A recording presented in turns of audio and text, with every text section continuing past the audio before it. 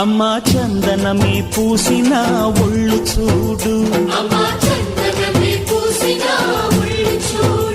అమ్మా పున్నమి పుట్టిల్లు ఆ కళ్ళు చూడు,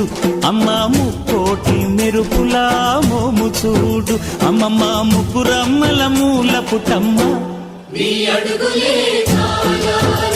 అమ్మా నిప్పుల్ని తొక్కిన నడక చూడు,